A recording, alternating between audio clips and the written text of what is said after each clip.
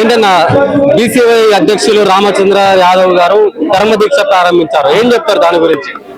ధర్మదీక్ష ప్రారంభించడానికి కారణం ఎవరండి? ఈ ప్రభుత్వం అసమర్థత వల్లే కదా. ప్రభుత్వం ఇచ్చిన హామీలు నెరవేర్చకపోవడం వల్ల కదా మేము దీక్ష ప్రారంభించింది. ఈ దీక్ష ప్రారంభించిన ఈ రోజు నుంచి ప్రభుత్వం దిగివచ్చి మా హామీలన్నీ నెరవేర్చే వరకు కూడా దీక్ష కొనసాగింది. రామచంద్ర యాదవ్ అనేతో మేము ఉంటాము. మా ఊపిరి ఉన్నంత వరకు కాదు, ప్రభుత్వం దిగివచ్చి బీసీలందరికీ న్యాయం చేసేంత వరకు. ఎప్పుడండి మీరు ఎప్పుడు నెరవేర్చారు? 5 సంవత్సరాలు అయిన తర్వాత మీరు ఇంతకుముందు ఇచ్చారు హామీలు 2014లో. ఆ రోజు ప్రశ్నించే వాళ్ళు మీకు ప్రతిపక్షాలు ఉన్నాయి, కానీ ప్రశ్నించడమే కానీ ప్రశ్నించి వదిలేస్తారు వాళ్ళు. దీక్ష చేసి సాధనగా కృషి చేయరు వాళ్ళు.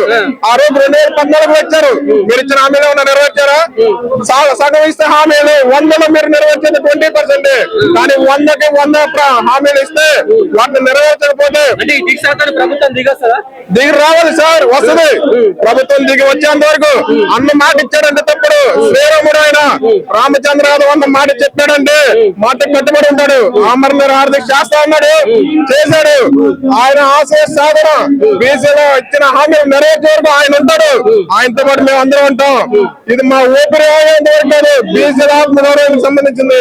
కాబట్టి ఎంతమంది ఉన్నా లేకపోయినా ప్రభుత్వం దిగి వచ్చే వరకు పోరాటం చేస్తాం. ఈ ప్రభుత్వం ఏర్పడే ముందు బీసీలు పెద్ద ఎత్తున ఈ ప్రభుత్వానికి సపోర్ట్ చేసారు.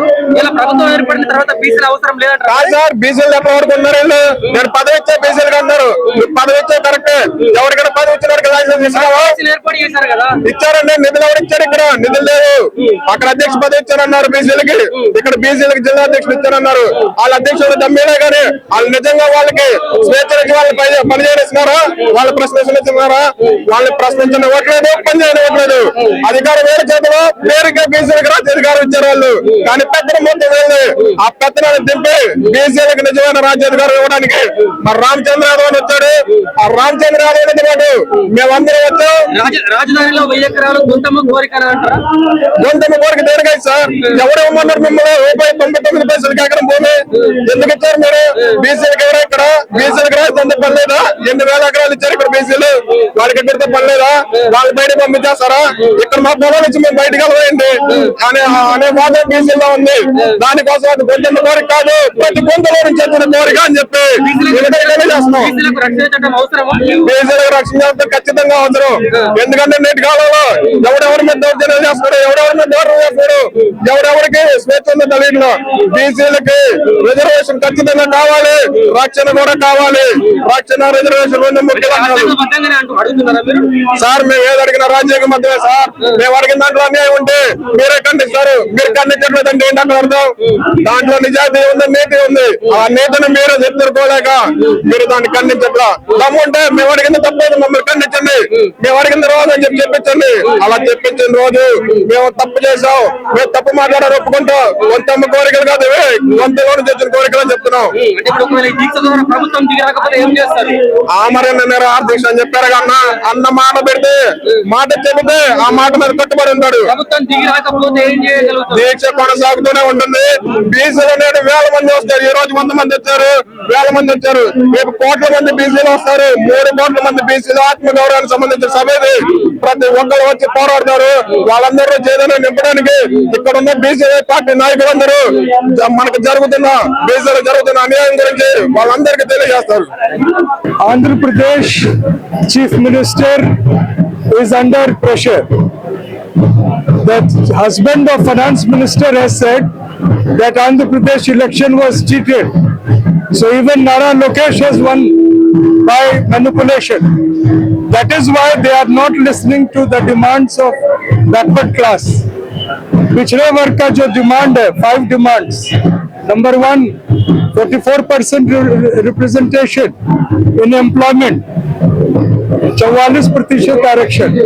दूसरा, अमरावती में 1000 acres for backward classes. And third is about all the local issues. Chandrababu Naidu will have to listen to the demands of backward class, because the population of backward class in Andhra Pradesh is more than 75%. और हम उम्मीद करते हैं कि चंद्रबाबू नायडू और नारा लोकेश दोनों को ये भगवान सद्बुद्धि दे कि बैकवर्ड क्लास के जो हक है the rights of backward classes should be given in Andhra Pradesh. They are just looting Andhra Pradesh, giving nothing to common people. They are not giving any privilege which were promised in election because they have won election by cheating. Ramachandra Yadav నిరాహార దీక్ష to gain sympathy on Andhra people. There is no question of sympathy, he is fighting. There is only one opposition party in Andhra Pradesh, that is BCYP party. Congress party is nowhere. Jagan Reddy is sleeping. So only BCYP party is on the street in this sun and fighting for the rights of people of Andhra Pradesh. So that is Ramchandra Yadav is now only opposition leader, and Ramchandra Yadav will be the next CM of Andhra Pradesh.